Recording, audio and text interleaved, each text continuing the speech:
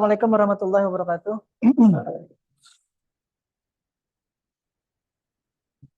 Salatu wassalamu ala Rasulillah Sayyidina Muhammad ibn Abdullah. Rekan saya yang saya hormati, saya mohon maaf kondisi ruangannya 2 bulan tidak digunakan, jadi rada-rada apek gitu ya ininya.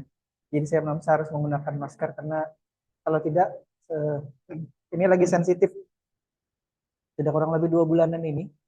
Eh, Kalau bahasa ini sudah 2 set obat itu diminum, tapi memang karena kondisinya lagi sensitif alerginya kumat lagi seperti itu ya. Jadi alergi bau, debu segala macam. Jadi saya harus menggunakan ini masker. Dan kalau kita ketemu di pertemuan mata kuliah yang lalu, saya tidak menggunakan masker sama sekali ya satu semester ya. Mudah-mudahan minggu depan sudah tidak apak seperti ini lagi. Baik, alhamdulillah kita bertemu di kondisi yang sehat walafiat di dalam bulan Ramadan kali ini. Ini hari kelima, tanggal 5 Maret, tanggal 5 Ramadan, persis sama ya. Dan mudah-mudahan semuanya dalam kondisi sehat nantinya sampai akhir ya, mengerjakan puasanya. Itu kan masih terasa nih apek baunya. Mungkin kawan-kawan yang pakai masker juga. Nah, baik. Ada sebagian yang sudah pernah ketemu saya di mata kuliah Computer Vision di semester yang lalu ya. Ada yang belum pernah? Rijal mana?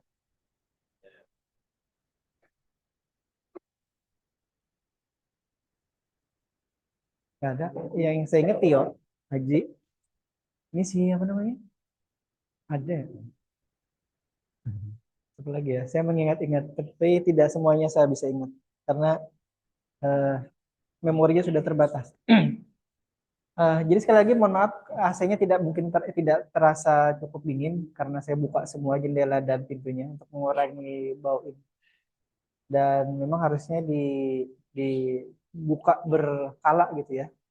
Karena kan kita tidak libur selama kurang lebih sekian bulan dari pertemuan terakhir bulan Desember kalau tidak salah. Kalau UAS kemarin di mana? Di sini apa di mana? Ujian akhir semesternya mata kuliah Computer Vision di atas apa di sini? Atau bahkan di situ? Di gedung D. Ini kan gedung E. Di gedung D ya. Lupa. Di mana, Ji? Ya udah. Baik, yang pasti kita coba apa namanya ya? Berkenalan lagi ya, berkenalan lagi. Tapi walaupun sebenarnya sudah beberapa sudah kenal cukup eh, banyak ya.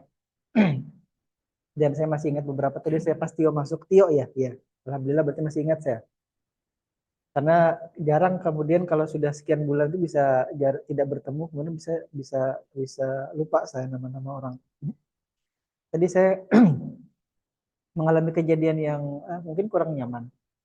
Ada yang nabrak mobil saya di belakang tadi. Mungkin ada yang lihat di situ bumper belakang saya penyok di mana tadi? Di Bundaran Pal 17 itu.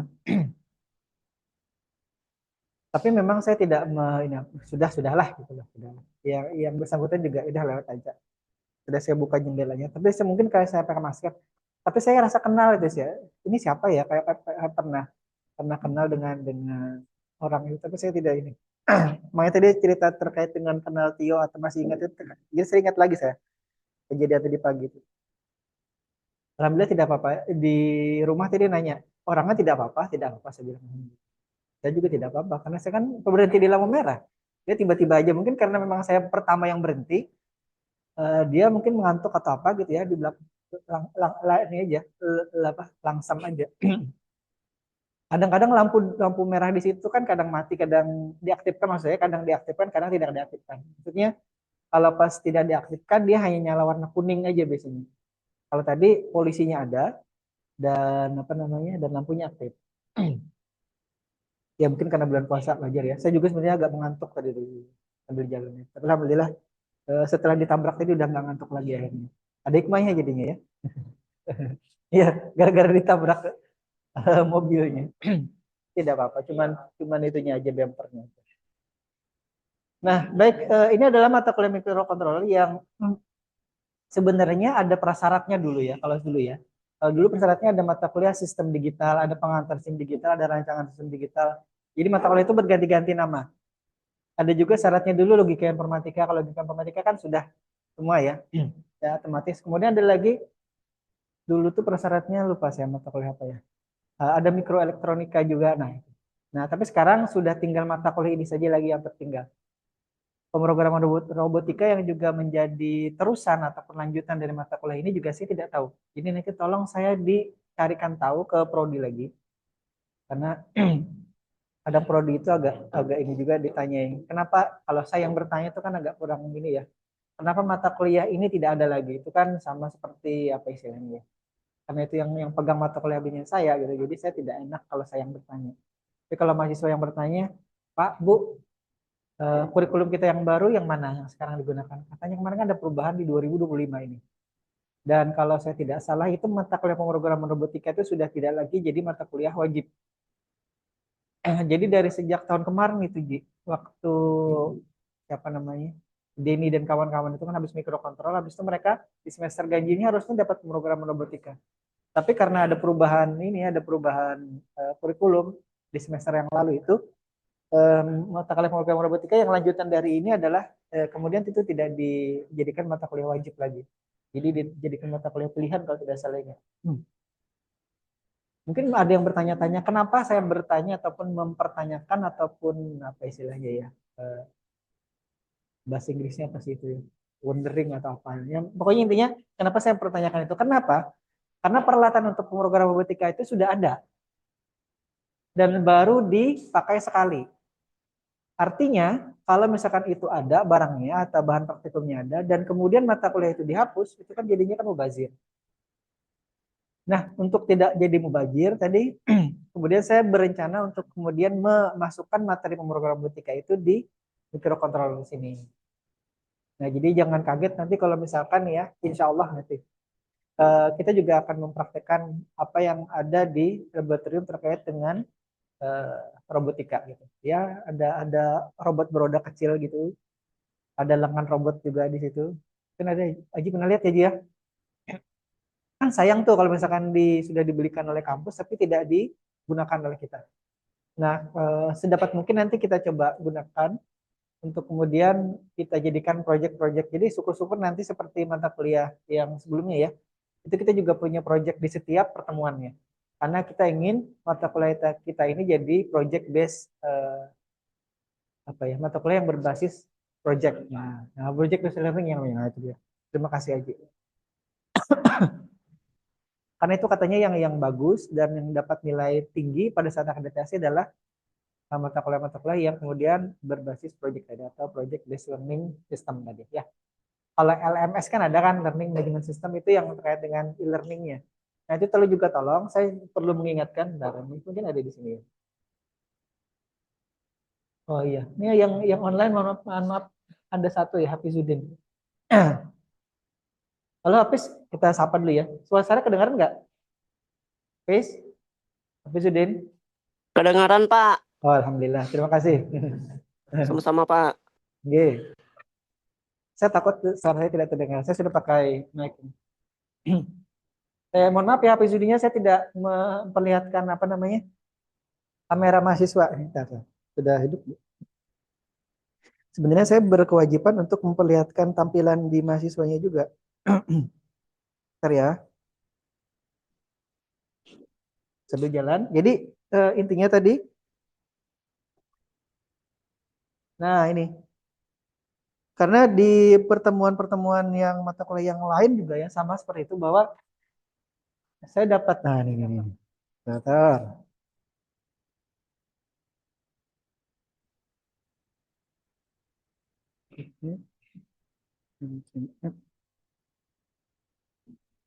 Saya tidak bawa apa namanya tripod hari ini, lupa.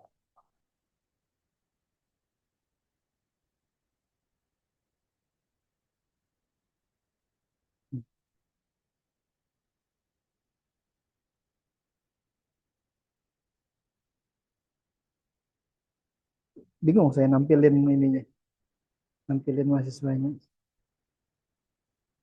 Oh, pakai kamera ini. Di situ malah kelihatan. Nah, ini dia. Kita taruh di sini ya. Bismillah.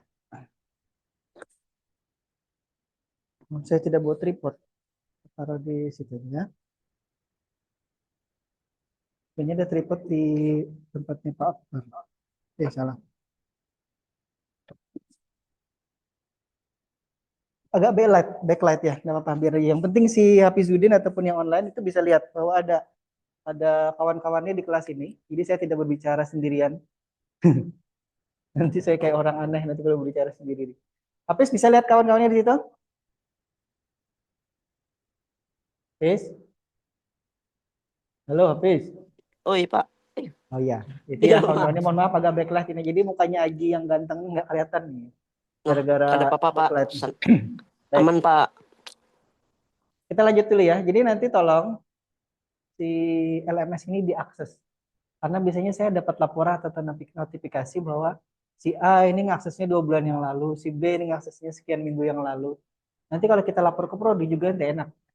Jadi tolong, artinya kalau suatu saat nanti pimpinan kemudian mengecek atau meng-cross check bahwa mata kuliah siapa saja yang kemudian aktif dikunjungi oleh mahasiswa, itu kemudian kita akan nanti dievaluasi. Wah ini ternyata kenapa ya? Apakah kontennya tidak ada? Apakah materinya yang kemudian tidak diupload ke situ? Apakah kemudian tidak diingatkan mahasiswanya untuk mengakses LMS-nya atau seperti apa? Nah, jadi saya mengingatkan dari awal sekarang, karena itu seringkali nanti muncul notifikasinya bahwa ini si Aji ini sudah sekian bulan nggak ngakses ini. Atau Tio sudah sekian minggu atau terakhir ngaksesnya 2 bulan atau 3 bulan yang lalu. Padahal kita hanya kuliahnya 4 bulan ya efektifnya ya kurang lebih. Nah seperti itu ya. Jadi tolong nanti diingat presentasi kehadiran. Oh ya itu sudah tadi kemarin sempat sempat ada error di presensi mahasiswanya, tapi alhamdulillah sudah aktif lagi. Tadi saya coba aktifkan, mudah-mudahan sudah bisa digunakan ya. Baik, seperti biasa ini tolong nanti aktif untuk bertanya ataupun merespon. Kalau misalkan saya yang salah tolong dikoreksi ya. Karena saya bukan yang kemudian expert sekali di apa yang kemudian saya ajarkan, hanya yang kemudian yang pernah saya praktekkan saja. Jadi kalau mahasiswa itu kemudian nanti belajar ya, itu bisa lebih lebih canggih daripada si dosennya biasa. Itu banyak saya temukan kawan-kawan mahasiswa yang ternyata seperti itu. Jadi mereka mau belajar saja, itu apa yang diajarkan di kelas itu bisa sudah jauh lebih lebih banyak yang bisa dikembangkan. Jadi saya kemudian sempat ngomong ke Aji, Ji, bagaimana kalau kita bikin robot yang kemudian bisa ngomong jadi customer service-nya Senik Banjarbaru itu. Itu bisa dikerjakan oleh banyak orang loh. Kata Aji itu banyak yang dikerjakan ini Pak. Jadi misalkan saya mengawasi saja, idenya kan sudah cukup jelas saya kira. Kemudian nanti tinggal kawan-kawan mahasiswa saja yang eh, harusnya bisa sih aja. Bisa. Buktinya, mungkin berat katanya Aji. Kalau Aji aja berat, apalagi saya gitu ya. Aji aja berat, apalagi saya. Nah, tapi kalau misalkan dikerjakan bersama-sama, saya kira itu kan bisa bisa dicari solusinya. Jadi kita tidak perlu bikin robot yang bisa bergerak segala macam seperti Ameka ataupun robotnya Tesla itu nggak perlu. Kita perlu perlu patung biasa duduk di depan sana gitu ya. Kemudian matanya kita ganti dengan Android. Udah cukup itu aja. Jadi dia tidak kemudian bisa menggerakkan tangan atau menggerakkan badannya enggak atau kepalanya enggak. Cukup diam aja gitu, tapi matanya ada Androidnya. Jadi yang kita program itu khusus di Androidnya aja untuk kemudian dia bisa apa ya menerjemahkan dari voice to text. Kemudian teksnya tadi kita lempar ke AI atau ChatGPT, Gemini atau Copilot apapun yang gratisan aja lah, nggak usah yang berbayar misalkan gitu ya. Tapi mungkin yang API-nya yang perlu bayar ya kira-kiranya ya. Karena kita kan perlu mengincludekan itu di programnya kita. Jadi ada username, ada passwordnya. Ya ini mungkin nanti kita bisa kita bicarakan.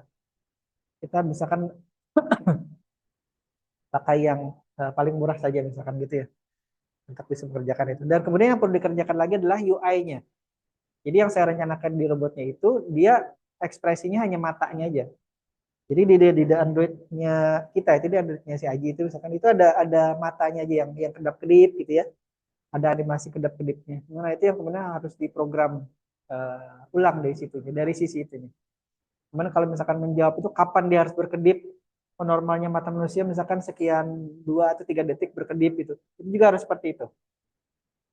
Nah, nanti kalau misalkan sudah bisa komunikasi baik, yang penting kita kan bikin promnya yang pas gitu untuk kemudian dia sebagai seorang customer service di Sidik Banjar Baru, kita harus masukkan informasinya tuh dari informasi kapan mulai waktu pendaftaran, siapa saja pejabatnya, kemudian yang kuliah itu syaratnya apa aja, biaya pendaftarannya berapa, dan seterusnya yang terkait dengan Sidik Banjar Baru kita masukkan di promnya, kemudian nanti dia akan jawab. Kemudian gaya bicaranya juga kita bisa setting ya, Ji ya. Gitu ya. Nah, ada generatornya di situ juga. Untuk kemudian dia sebagai seorang perempuan, seorang laki-laki, sebagai seorang yang diantaranya ada ya, gitu. Di antara laki-laki dan perempuan. Ini harus jelas ya laki-laki atau perempuan. Kemudian karakternya seperti apa, emosional, lembut atau apa gitu ya. Jadi kita harus pilih untuk kemudian nanti dia akan bertingkah laku seperti seorang yang kemudian seperti itu ya. Nah itu, tapi kata Aji berat, tapi bukan tidak berarti tidak mungkin ya kan, karena kawan-kawan kan bisa ngomong juga dengan si AI-nya si ChatGPT atau Gemini atau apa itu kan. Hanya saja kita perlu menambahkan tampilannya aja ya tadi. Jadi kita perlu program apa namanya Android, pemrograman Androidnya aja ya. Saya kemarin itu sempat tanya ke kawan saya pakai apa dia memprogram Android itu. Katanya ada yang susah, ada yang mudah. Nah, yang susah itu katanya orang-orang Poliban sendiri tidak menggunakan itu karena susah. Jadi dia menggunakan. Nah, nanti saya tanya lagi kalau ketemu. Kata beliau itu tinggal colok aja ke laptop, udah program di situ langsung jalan gitu. Tidak perlu apa namanya emulator segala macam. Entahlah apa istilahnya. Karena kalau yang dulu-dulu itu kan ada nanti Android Studio itu kemudian kalau kita itu kalau install sesuatu itu kan ke Play Store ya namanya ya. Nah, ke Play Store nanti aplikasi yang ada di situ kan kemudian harus diverifikasi oleh Google ataupun iStore itu oleh Apple ya.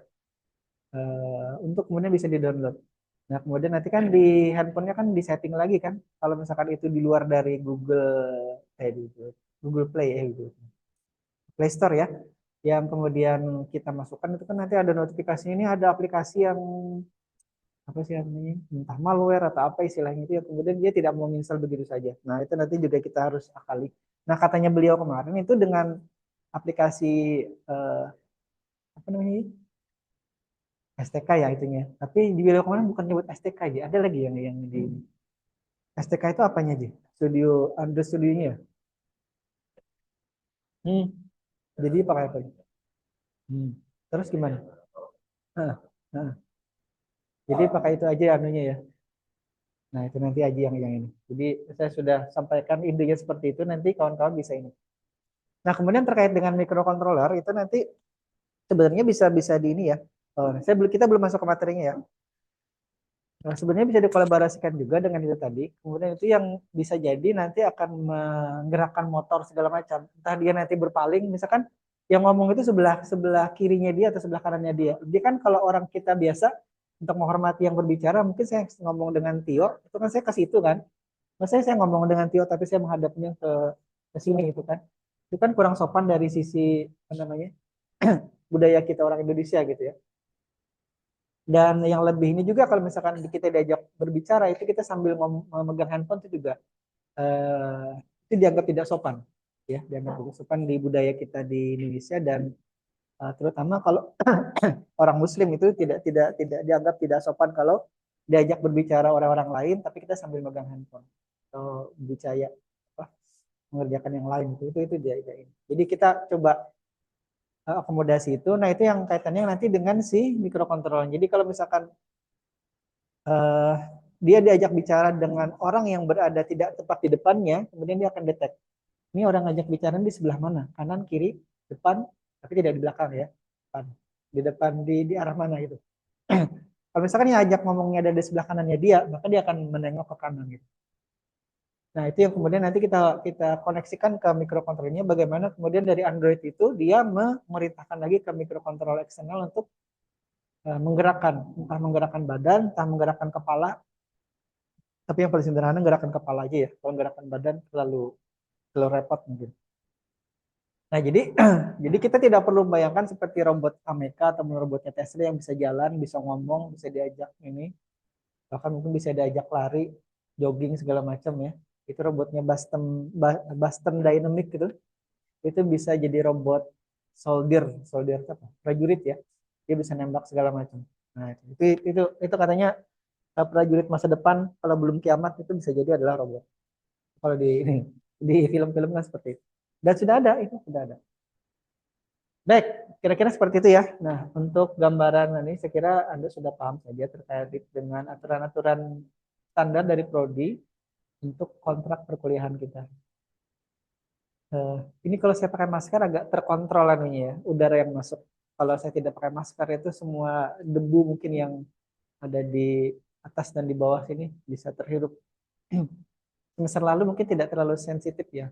Sekarang rada-rada sensitif. Jadi alerginya masuk. Alerginya kumat lagi.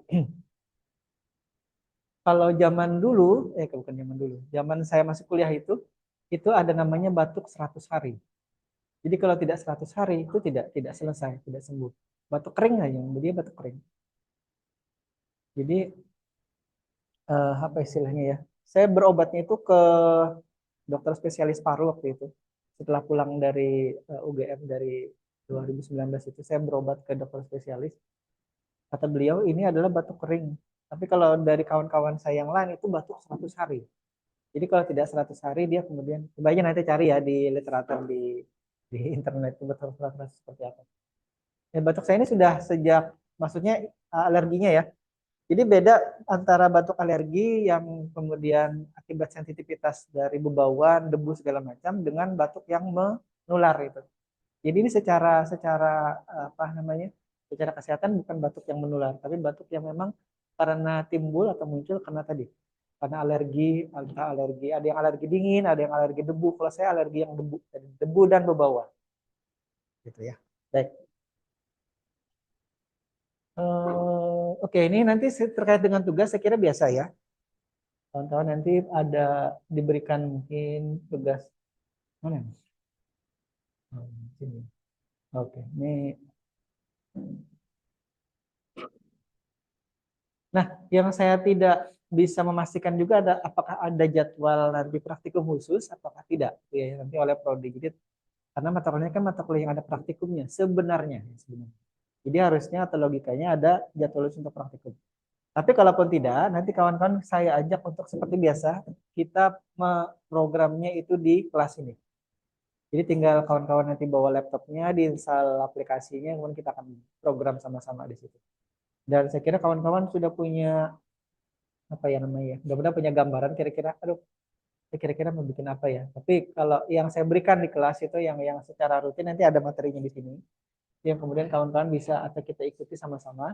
Dan lebih dari itu nanti kita bisa bisa eh, atau saya juga akan selipkan terkait dengan pemrograman robotika. Karena yang ada di sini nanti saya lewati dulu ya ini ya.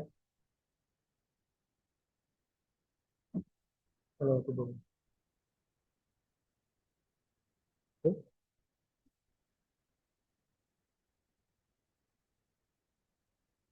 kalau itu dulu.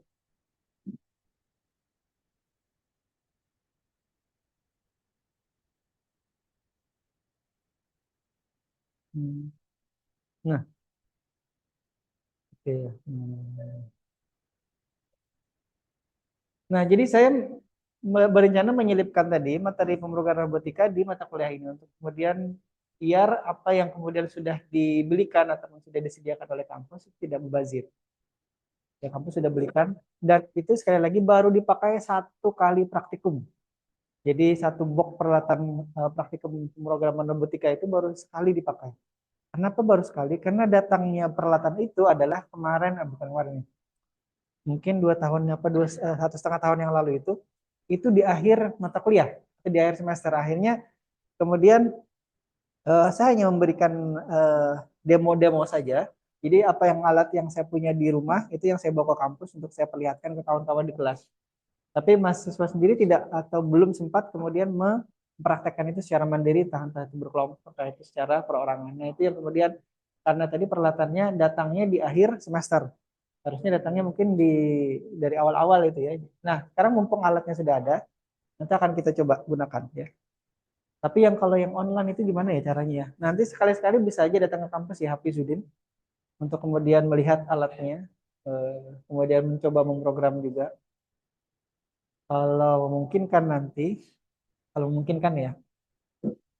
Itu nanti kita ujian akhir semesternya juga akan menggunakan modul atau peralatan itu. Ya, jadi sama seperti yang kemarin ya, dia. Bukan deh. Kalau yang computer vision kan itu pakai laptop sendiri-sendiri ya. Dan kayaknya lebih ringan deh kali yang semester ini untuk mata kuliah mikrokontroler karena kita tidak perlu MATLAB. Kita hanya perlu Arduino IDE-nya aja.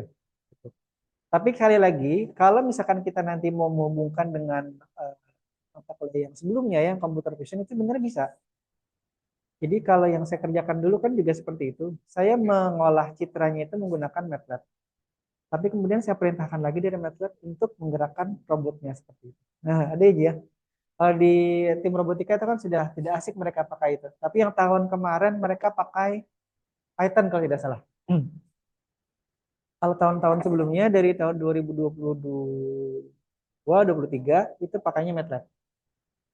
Jadi ngolah citranya atau ngolah bukan belum ngolah citra sih. Waktu itu belum belum ngolah citra. Menangkap atau mengenali apa namanya? Kendali wirelessnya itu pakai MATLAB. Kemudian baru dari MATLAB itu diteruskan ke mikrokontrol. Itu nanti hubungannya antara mikrokontrol dengan kalau di computer vision itu kan nanti bisa aja kita kemudian kembangkan ya. Kalau yang di computer vision kita sudah bisa deteksi warna, nanti di mikrokontrolnya kita suruh misalkan dia akan membunyikan alarm atau apa gitu ya. Atau kalau misalkan itu terhubung nanti dengan lengan robot, kalau warnanya ini maka dia akan mengambil objek juga yang berwarna sesuai dengan yang kita uh, masukkan ya. Nah, itu kan kalau di apa namanya di robot-robot yang itu kan sudah sampai segitunya. Dia sudah bisa mengenali wajah, mengenali suara, apalagi ya, mengenali warna segala macam. Segala macam sudah bisa digunakan. Nah, kemudian terkait mikrokontroller sendiri itu sebenarnya kawan-kawan yang ada di kelas ini hampir semuanya sudah punya. Dalam artian kalau istilah lainnya mikrokontroller itu kalau yang saya tahu ya, ini mungkin nanti mohon dikoreksi kalau salah. Itu ada yang menyebutnya sebagai SoC. Dan hampir semua smartphone sekarang itu ditanami SoC itu. Yang paling canggih sekarang apa, Ji? Snapdragon versi 8 atau 9? Hah? 8? 8 Gen 3 ya? Belum 9 belum keluar ya? Nah, itu katanya yang paling canggih sekarang. Nah, tapi itu kalau dibandingkan punyanya Apple, Bionic berapa? 17? Ah, 17 ya? Dia sesuai dengan itunya ya, dia sesuai dengan seri iPhone-nya ya? Oh, iya, iya. Jadi kalau gampang diingat idenya dia ya. Kalau misalkan iPhone 16 berarti dia pakai A16 gitu ya. Enggak juga. Hmm. Nah, itu dia ya. Saya tidak mengikuti itu terlalu detail. Eh, Dulu waktu di UGM itu belajar SOC tapi tidak tidak yang diajarkan kan teorinya dan disuruh belajar sendiri. Jadi kalau di kawan-kawan, oh ya ini saya juga si siapa namanya si Dikti sekarang namanya apa? Kan Dikti Saintek ya. Nah itu kan juga menyediakan beasiswa nanti, termasuk juga Pemko Banjarbaru nanti. Insya Allah ada 14 tanggal 14 April, 14 atau 15 April. Nanti coba cari tahu ya ke kampus. Kalau tidak tanggal 14 atau 15 April, pokoknya bulan April pertengahan itu. Nanti ada kegiatan sosialisasi dari Prodi S2 Ilmu Komputer UGM, FMIPA UGM. Nanti kawan-kawan tolong diikuti ya, siapa tahu ada yang kemudian dapat beasiswa atau yang kemudian berkesempatan untuk melanjutkan S2 itu silakan. Tanya aja sebanyak mungkin. Dan terkait dengan beasiswa, waktu wisuda kemarin itu di HBI, Pak Budi Susiaryanto yang tahu nanti persis ya, karena yang terhubung ke Pak Abdul Malik selaku perwakilan dari Wali Kota Banjarbaru kemarin menginformasikan bahwa Pak ini di Pemko Banjarbaru ini banyak beasiswa loh, S1, S2, S3. Jadi dan yang S3 terutama itu dan S2 masih sedikit yang mengajukannya kata beliau. Jadi nanti tolong siapa tahu ada yang berminat untuk kemudian melanjutkan uh, kuliah lagi atau studi lagi. Tapi tampaknya syaratnya adalah harus warga Banjarbaru. Tampaknya loh ya. Tampaknya. Jadi ya bisa di ini kan nanti kalau misalkan memang berniat gitu ya. Bisa pindah warga negara. Apa sih namanya? Pindah domisili dulu ya. Jadi ini bukan bukan kabur aja dulu tapi apa ya? Pindah domisili aja dulu. Sekarang apa sih ya? Kabur aja dulu ya. Enggak, ya kabur dulu. tetap domisilinya aja yang pindah, tetap di Indonesia. Dalam rangka tadi biar dapat beasiswa dari Pemko Banjarbaru ya. Itu ada tawarannya nanti Pak Budi Susaranto yang ini. Karena beliau yang bagian kerjasama. Saya kemana hanya diingatkan saja oleh Pak Budi bahwa Pak itu tadi Pak Abdul Malik katanya ada beasiswa. Tanya saya kemana Pak ngurusnya ke ini kata dia. Jadi di ini ya ditanyakan lagi.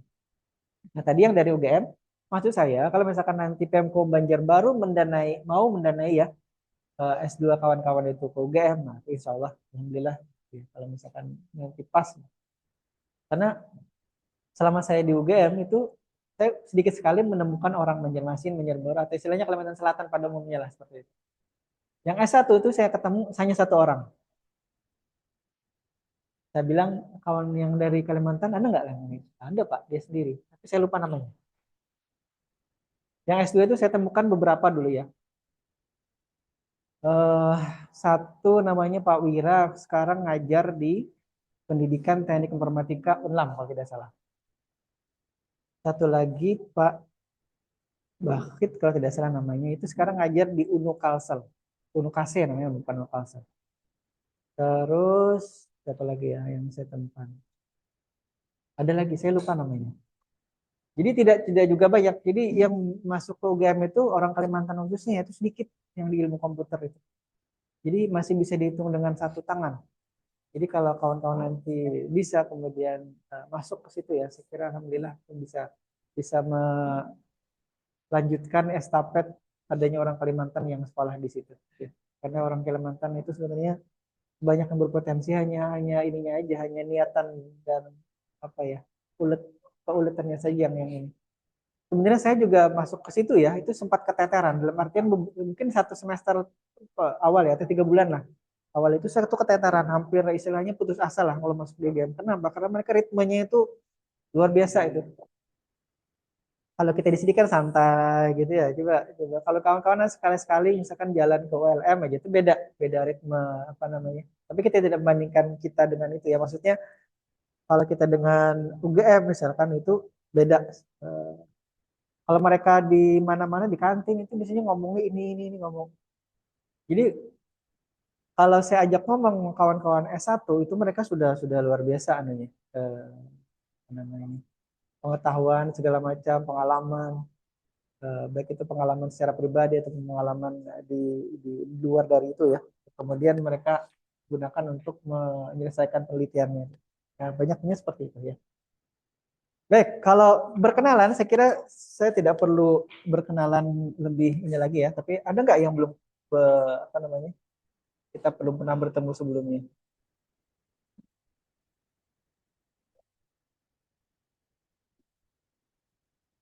Baik, saya hanya mengulangi aja nih ya. Tapi datanya sudah terupdate ini. Yang terkait dengan mikrokontroler ada dua ya. Di sini yang tampil di sini ada dua. Yang terbaru tahun 2024 itu ada yang terarium itu. Yang satu yang terbaru yang punyanya Ajib. Itu kawan-kawan di tim robotika juga. Jadi saya tulis ulang hasil penelitiannya karena kalau yang ada itu di apa namanya dipublikasikan nanti plagiarisme. Jadi harus ditulis ulang untuk kemudian jadi artikel yang baru ya, gitu. Itu. Itu yang baru bulan kemarin, Februari, baru beberapa hari yang lalu terbitnya ya. Eh, jadi banyak lagi yang terkait dengan mikrokontroler di sini yang kawan-kawan bisa kerjakan ya. Nah, misalkan kalau yang sekarang lagi musim apa nih, musim hujan di Bogor lagi banjir, bener nggak?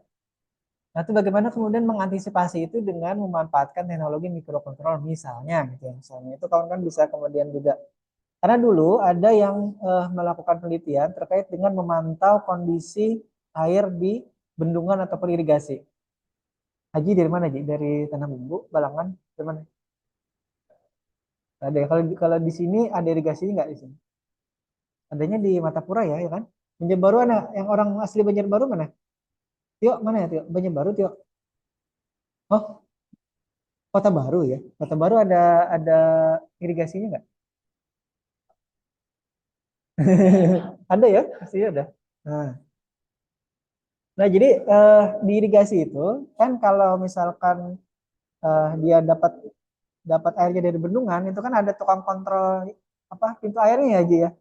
Jadi kalau misalkan bendungannya sudah melebihi ininya, dia akan buka ininya. Atau kalau pas nanti sawahnya lagi tidak perlu air, ya sudah ditutup dulu gitu. Nah itu kadang-kadang kan harus dilakukan secara eh, manual gitu. Nah dulu ada juga yang kemudian membuat penelitian terkait dengan bagaimana memantau memantau kondisi air di bendungan dan atau di pintu air irigasi. Nah, seperti itu. Jadi dia buat itunya berputar itu.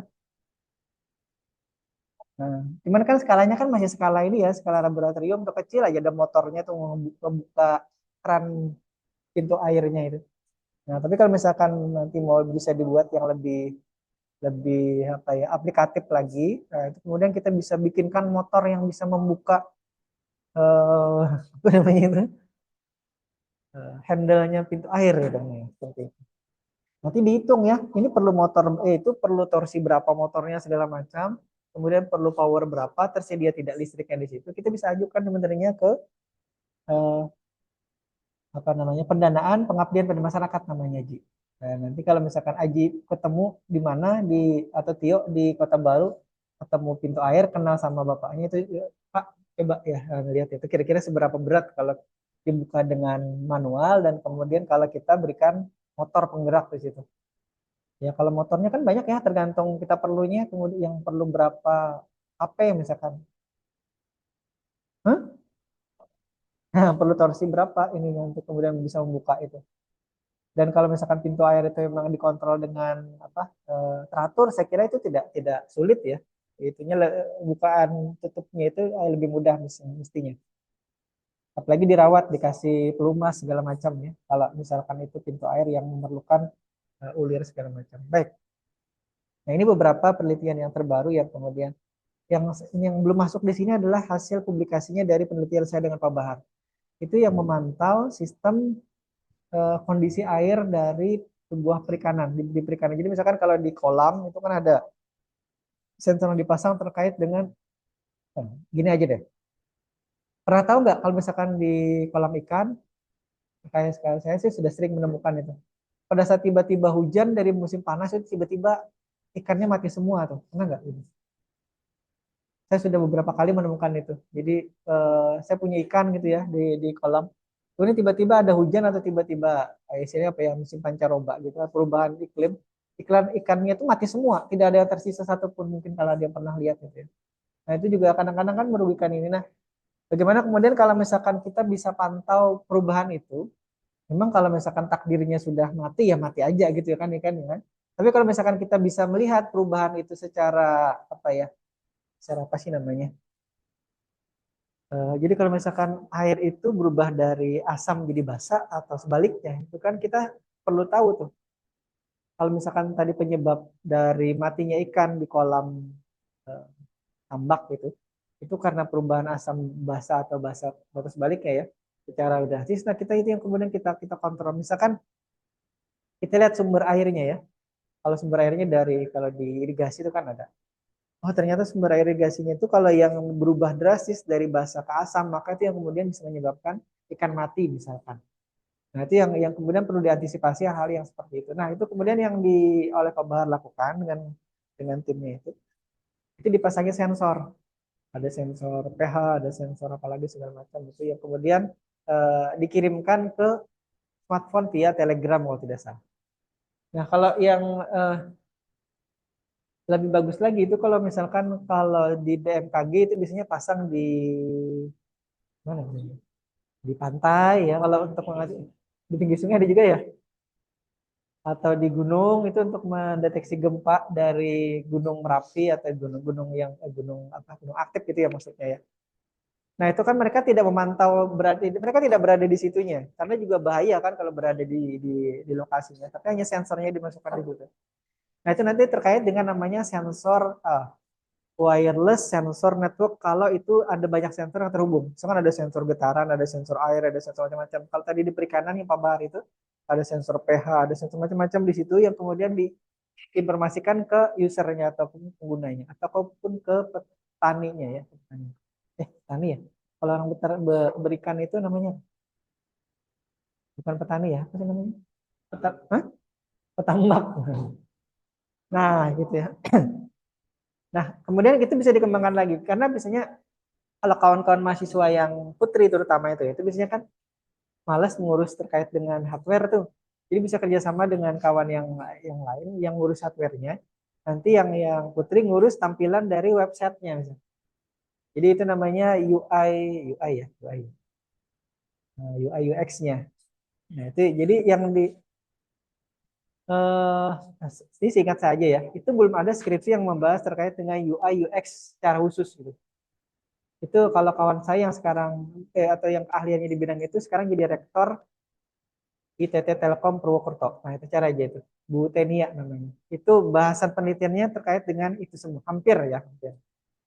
Karena memang expertnya di bidang itu. UI, UX. UI itu user interface, UX itu user experience. Ya. Paham maksudnya? Jadi kalau misalkan Anda masuk ke sebuah situs yang menawarkan misalkan studio foto ya, itu kalau yang tampilannya biasa itu jangan kayaknya kurang menarik. Nah, user experience-nya kita ataupun pengalaman kita terhadap website itu biasa aja gitu. Sama seperti kita melihat websitenya Steamik itu. Nah, itu dia. Ini saya jadi menyinggung websitenya kita sendiri. User experience-nya tidak terlalu bagus. Gitu. Sudah diprotes berkali-kali, sudah diminta tolong dong ubah yang kayak misalkan punyanya ini atau tolong dong ubah dengan yang ini itu tidak deh. Hah? Pakai CMS katanya. Kalau sekarang pakai pakai AI harusnya ya bikinnya ya. Jadi sudah lebih dinamis itu. Dulu saya kalau bikin website itu pakai Macromedia Flash. Karena Macromedia Flash dipakai untuk apa aja? Jadi orang-orang dulu kan pakainya HTML tuh zaman saya kuliah satu ya. Jadi dan karena ternyata memungkinkan untuk waktu itu ya, waktu itu Macromedia Flash itu masih baru-baru tuh. Dulu ada Macromedia Flash, ada Macromedia Dreamweaver namanya. Tapi saya pakai yang Flash untuk kemudian buat animasi untuk tampilan website. Waktu itu untuk uploadnya aja lama kali karena apa? Karena koneksi internetnya sangat-sangat lelet. Anda bayangkan kalau dulu itu kecepatan internet itu hanya sekitar berapa ya kalau Telkomnet instan itu 56 Kbps. Sekarang koneksi bandwidthnya berapa? Namanya siapa? Namanya siapa? Ibnu. Iputu. Oh, Putu. Putu bandwidth dari internetnya tahu nggak berapa sekarang? Coba. Udah tolong ya di fast.com atau di speedtest.net. Tapi sekarang lebih suka ke fast.com daripada speed. Tapi kalau fast.com itu dia hanya memasukkan downloadnya aja ya. Kalau speed test itu kan dia download dan upload ininya. Nah, coba di. Jadi bandingkan ya sambil Putu ini ya mengecekkan bandwidth internetnya sekarang berapa. Bandingkan dengan yang punya saya dulu hanya 56 Kbps maksimal, itu maksimal ya. Jadi seberapa leletnya dulu. Jadi kalau chat-chatan itu juga namanya dulu aplikasi chat internet itu MIRC. Mungkin kalau zamannya kawan-kawan sekarang itu sudah tidak ada lagi. Karena sudah zamannya WA, zamannya ini udah ketemu betul. Iya, saya sabar kok insya Allah. Kita sampai jam 10 12 12. Sekarang jam berapa? Hah? Berarti kelewatan. Sudah lewat ya? Sudah oke. Bentar lagi ya. Bentar kita berapa? Berapa?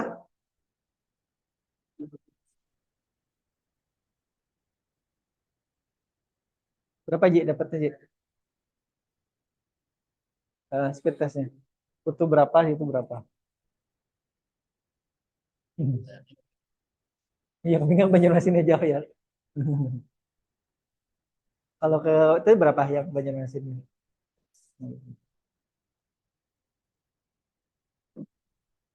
Jadi kalau menurut Pak Boy ya, itu kalau kita streaming YouTube tuh 1 atau 2 mega itu kan sudah lancar jaya dan gimana. Kecuali Anda yang kemudian kayak berapa? Oh, itu kan kenceng kan 17 Mbps itu. Karena kalau aja tadi zaman saya dulu itu hanya 56 Kbps bukan Mbps ya, Kbps. Jadi itu seperberapanya dari yang sekarang ada. Nah, itu yang kemudian harus kita syukuri sekarang beda ya dengan antara dulu dengan yang sekarang. Kalau yang sekarang tadi kali-kali lagi kalau yang kemudian ingin bikin wireless sensor network plus ada UI dan UX yang berbeda, Maka itu kemudian harus dikerjasamakan. Ada yang satu kemudian mengerjakan bagian UI UX-nya, kemudian satu lagi yang mengerjakan hardware ataupun bagian. Jadi itu ada bagian hardware-nya, controllernya, ada yang nanti khusus sensornya ya, gitu ya. Nah, itu dia. Jadi sekali, sekali lagi, kenapa saya sampaikan ini di awal-awal ini? Untuk kemudian kawan-kawan dari semester 4 sekarang itu sudah punya gambaran. Saya berencana mau melakukan penelitian apa. Jangan sampai nanti semester 7, semester 8 baru berpikir apa, itu nanti masalah. Nah, yang barusan ini juga, ntar lagi ya, waktunya sudah habis. Yang saya temukan adalah dua-duanya bimbingan saya itu, tapi satunya sudah memasukkan judul dulu, satunya telat. Nah, padahal di mata kuliahnya seminar proposalnya itu sudah di ACC oleh yang mengajar itu judulnya. Tapi pada saat masuk ke saya selaku pembimbing akademiknya, saya bilang ini barusan kemarin itu si A juga mengerjakan atau mengajukan judul yang sama. Terus gimana Pak? Saya sudah mengerjakan proposalnya ini dan sudah disetujui. Bentar saya bilang. Terus saya berpikir sebentar, kemudian kami ubah bagian yang dideteksi. Salah satunya pakai RFID plus plus apa ya kemarin RFID plus sidik jari. Nah yang satunya itu pakai PIN biasa dengan voice recognition-nya. Nah, sama-sama mikrokontrol, dua-duanya pakai mikrokontrol. Nah itu ya, saya kira sekali dulu untuk pertemuan hari ini karena waktunya sudah habis. Nanti saya terlalu banyak ngoceh di depan sini. Sekali lagi saya mohon maaf, saya hari ini bermasker. Ya walaupun Anda sudah tahu muka saya seperti apa ya, biasa aja gitu, nggak ada yang istimewa. Kenapa saya tutupi menggunakan masker? Karena memang tadi suasana yang tidak nyaman untuk saya bernapas dengan lega. Saya kira itu dulu. Sekali lagi, mohon maaf. Tadi presensi sudah saya buka, silahkan diisi presensinya.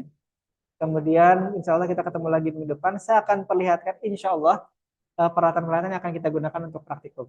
Jadi ya, kalau yang tadi yang saya perlihatkan di sini ya itu materi-materinya itu tidak menyantumkan sama sekali atau belum terkait dengan pemrograman robotika. Tapi di awal tadi di pengantarnya itu sudah saya sampaikan bahwa insya Allah kita akan coba masukkan sebagai bukan suplemen ya, karena memang kita sudah punya alatnya, nanti kita manfaatkan. Entah seberapa besar kita bisa memanfaatkan itu nanti kita lihat ya. Mudah-mudahan bisa kita gunakan semaksimal mungkin. Baik, saya kira itu dulu ya. Mudah-mudahan sehat walafiat, panjang umur, kita bisa ketemu lagi dengan kondisi yang tidak kurang ataupun di pertemuan-pertemuan berikutnya. Saya akhiri wabillahi taufiq wal hidayah. Assalamualaikum warahmatullahi wabarakatuh semuanya ya. Ketemu lagi ya.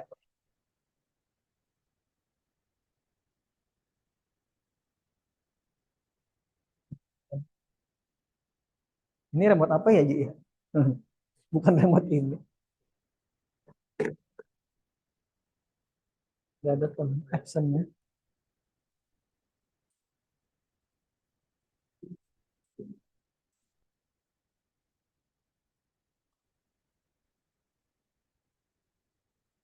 Habis, sampai ketemu lagi ya, habis. Iya Pak. Absennya belum dibuka kah Pak? Hmm? Absennya belum dibuka kah? Tadi sudah, bentar, saya lihat lagi ya. Iya Pak. Saya tutup dulu ya, anunya ya, zoomnya ya, mungkin mau dipakai oleh kelas lain.